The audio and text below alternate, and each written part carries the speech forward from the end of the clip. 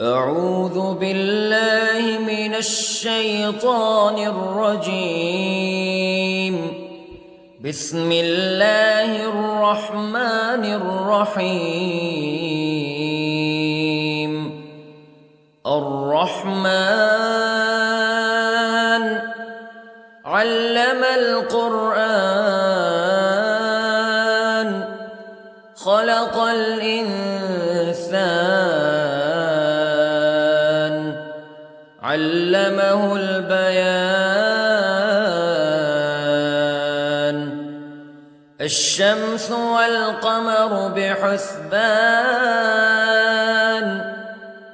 والنجم والشجر يسجدان والسماء رفعها ووضع الميزان ألا تطغوا في الميزان وأقيموا الوزن بالقسط ولا تخسروا الميزان. والأرض وضعها للأنام فيها فاكهة والنخل ذات الأكمام والحب ذو العصف والريحان فبأي آلاء ربكما تكذبان. خلق الإنسان من صلصال كالفخار وخلق الجان من مارج من نار فبأي آلاء ربكما تكذبان. رب المشرقين ورب المغربين فبأي آلاء ربكما تكذبان. مرج البحرين يلتقيان بينهما برزخ لا يبغيان فبأي آلاء ربكما تكذبان. يخرج منهما اللؤلؤ والمرجان فبأي آلاء ربكما تكذبان. وله الجوار المنشآت في البحر كالأعلام فبأي آلاء ربكما تكذبان. كل من عليها فان ويبقى وجه ربك ذو الجلال والإكرام فبأي آلاء ربكما تكذبان.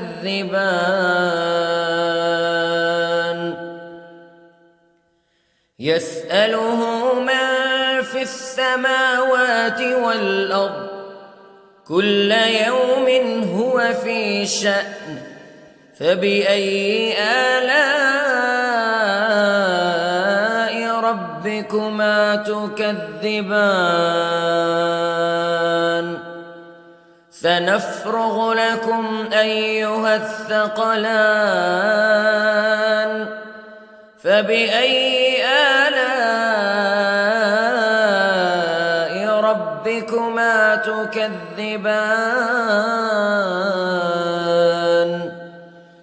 يا معشر الجن والإنس استطعتم أن تنفذوا من أقطار السماوات والأرض فانفذوا لا تنفذون إلا بسلطان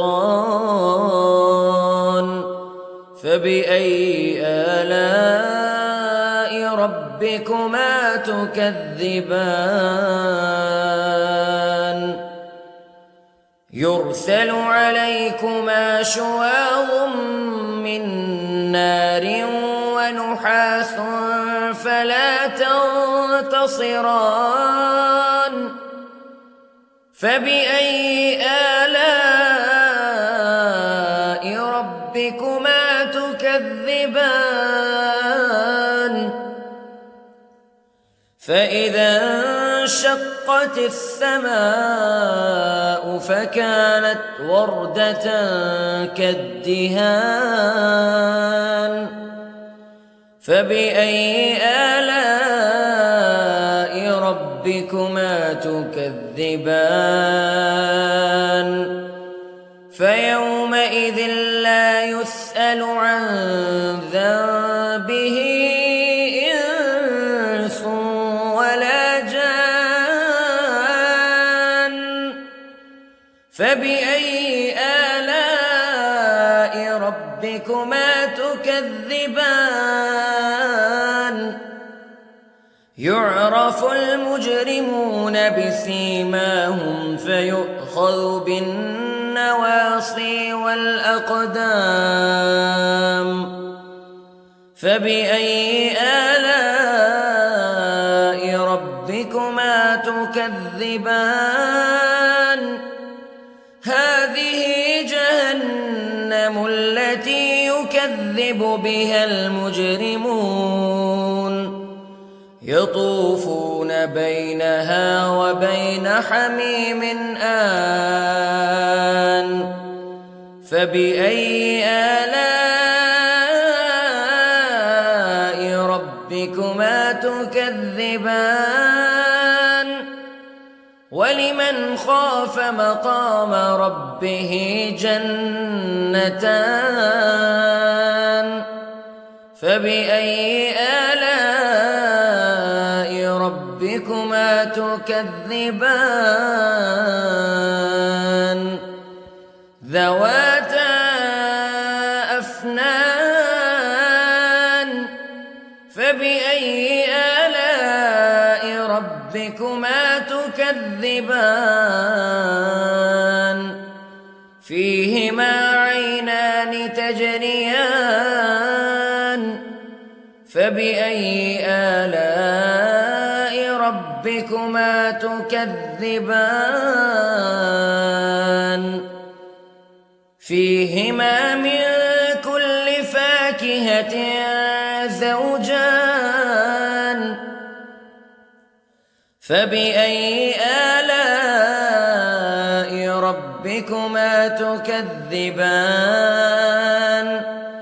متكئين على فرش بطائنها من استبرق وجنى الجنتين دان فبأي آلاء ربكما تكذبان فيهن قاصرات الطرف لم يطمثهن إنس قبلهم ولا جان فبأي آلاء ربكما تكذبان كأنهن الياقوت والمرجان فبأي آلاء ربكما تكذبان هل جزاء الإحسان إلا الإحسان فبأي آلاء ربكما تكذبان ومن دونهما جنتان فبأي آلاء ربكما تكذبان مدهامتان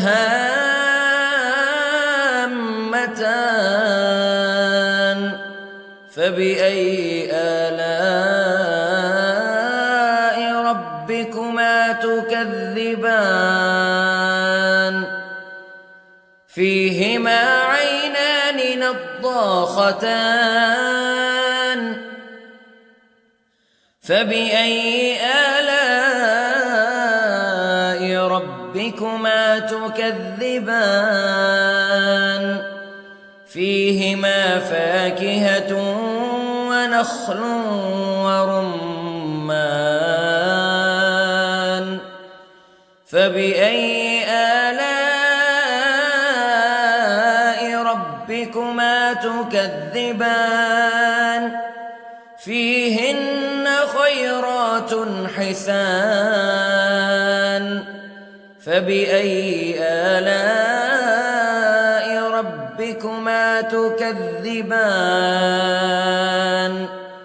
حور مقصورات في الخيام فبأي آلاء ربكما تكذبان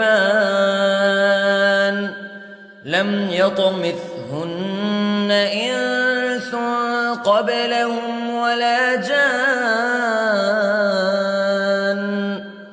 فبأي آلاء ربكما تكذبان